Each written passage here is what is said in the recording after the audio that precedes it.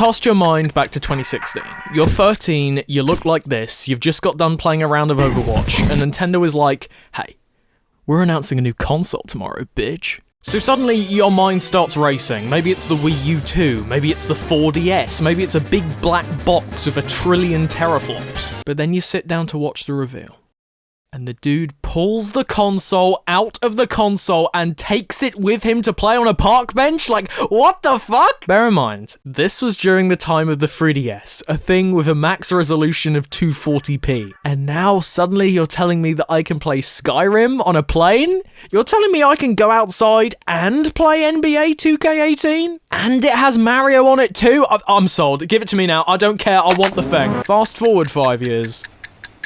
This thing fucking sucks. The Switch isn't free of problems, far from it. I made a whole video about them, for God's sake. It's poorly made, it's got an online service straight out of hell, but most importantly, it's just not powerful enough for today's standards. It was cute in 2017 to play Xbox 360 games on a handheld, but now, I'd like something that isn't an Xbox 360 game, please. AAA support isn't the best. 90% of the time it's overpriced ports of games from centuries ago, and if not, well, Doom looks just about fine on the Switch's tiny 720p screen, but when you blow that sucker up on the big screen, the texture compression becomes more horrifying than the demons. Doom Eternal?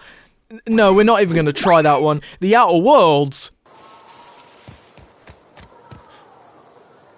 Hitman 3 and Control hopped onto Switch a couple of months ago, and holy shit, they look amazing, what the fuck? Oh, I see. Suddenly my dreams of playing all my console games at console quality on a bus has been mauled to a pulp by tech specs that can't even run a Game Boy game at a stable frame rate. So, imagine my delight when rumours started floating around about a new Switch model, a Switch Pro if you will, with better specs, some of that DLSS tech Nvidia won't shut the fuck up about, and an Ethernet port. People have been talking about this for years, so it's nothing new, but now everyone was talking about it, and apparently it's being announced a couple of days before E3, and oh my god, it's finally gonna happen, Doom Eternal in 480p, here it comes! Well, that was a fucking lie. So then we go back to waiting. Well, all of those leakers must have been right about something. Maybe they got confused between the Switch Pro and the Zelda Game & Watch. Or maybe Nintendo heard about us having loads of fun and decided to delay the announcement as an epic prank. Turns out, it was option free. Nintendo were making a new Switch model. They delayed the announcement as an epic prank. They also seem to have removed the Pro part of the Switch Pro as an epic prank as well. Introducing the Switch OLED. It has an OLED screen and an Ethernet port. $350, please. In hindsight, yeah, kind of obvious. Nintendo are unpredictable. You never know what they're gonna do. One year they'll put out a masterclass in games design, and the next, they'll charge 50 quid for Advance Wars. Nintendo also love to make money while putting the least amount of effort in as possible. See the 50 quid for Advance Wars. So, why would they ever put the effort into designing a Switch Pro with all new hardware, a new shell, improved controls, a game to show it off, when they could just slap an OLED screen on the existing Switch model and call it a day? They know people are dumb enough to upgrade regardless, and if they don't, not a problem, because new people buying a Switch for the first time will still probably get one. As a business decision, it makes total sense. As a decision in general, it makes me miserable. Not to worry though, Gabe Newell was as miffed as us that Kirby Star Allies ran at 30 FPS, and so he personally put the Switch Pro into production himself at his own company Valve. You know, the fellas who make the Half-Lives and the Counter-Strikes and the Portals and the Steams. And 1 week after the Switch OLED gets announced, on the same day pre-orders go live, Gabe Newell calls up his buddies at IGN to reveal his brand new Sega Nomad to the world. Or his brand new PS Vita. Or his Wii U gamepad, or his... We get it, Twitter, it looks like a handheld, shut the fuck up! Hey guys, so this is the Steam Deck. It's a Switch with Steam on it. Any questions? You're probably looking at this and you're thinking to yourself, Steam Deck, more like Steam Dick, am I right, fellas? And that's understandable, my audience is 90% brain-dead apes after all. But take another look, ignore the weird controls and the 64 gigabytes of storage, and just look.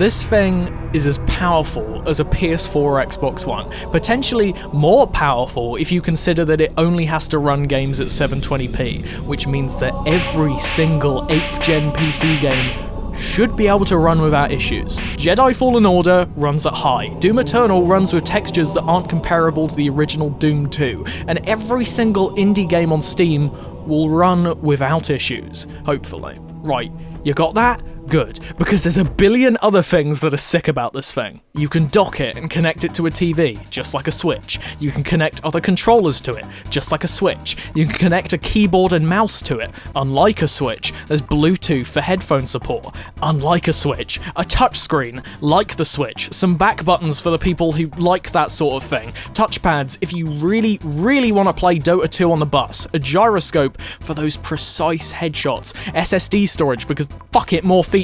A screen that is as big as the Switch OLED, which is fucking hilarious. A 2 to 8 hour battery life, which isn't great, but it also supports USB-C, so you can fast charge that son of a bitch. The ability to install other launchers and games outside of Steam. Yes, that means that this plays more Mario games than the fucking Switch does. Plus, you can wipe the whole thing and put Windows 10 on it, because this thing is basically just a PC.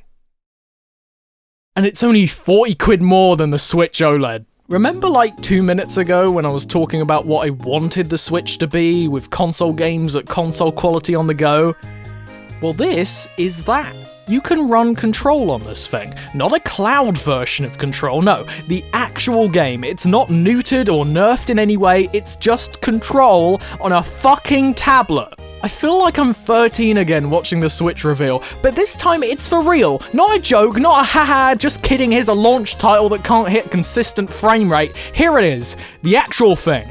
Go ham. But then I look at Twitter and all I see is people going, gaming laptop, have you heard of Alienware? And you know, my fault for going on Twitter and expecting logical discussion. I won't make that mistake again. Here's my reasoning for why gaming laptops suck ass. 1, I don't have £1,000 to spare. 2, I don't want to be the dude who has a fucking gaming laptop on a bus. The Steam Deck is a decent gaming laptop for half the price of one, and I'd only be mostly embarrassed to use it on a bus, which is a win-win in my book. In some ways, this thing actually manages to exceed what even the best case scenario for a Switch Pro could have been, simply because of who's making it. Nintendo has the disadvantage of having a locked-off platform. If you want a game on Switch, you have to go through them. And if a publisher wants a game of theirs on Switch, they have to get someone to port it, which when coupled with how behind the Switch is in terms of power, usually means a high cost to get something running on the platform. Which means that a publisher is more inclined to charge the consumer more to recoup the costs, which means that Doom, Skyrim, The Witcher 3, LA Noire, fucking Hades even,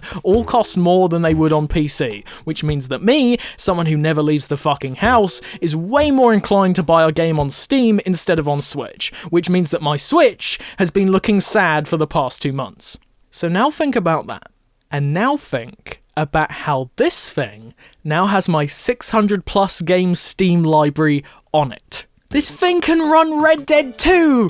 Probably, not very well, like at all, but we can all see how shit it runs for ourselves, and then we can play a hat in time at 60 FPS without frame drops, and not be overcharged for ports that barely run, and actually use thumbsticks that work, and get awful hand cramps from the controller, but it's okay, the Switch Lite has been ticking that box for 2 years already. It's not perfect, it's actually 460 quid if you want to install anything sizable on it. It's got Linux on it, so that'll probably cause problems, and if Valve's track record is anything to go by, it will be sold off in a flash sale for 5 quid in a couple of years.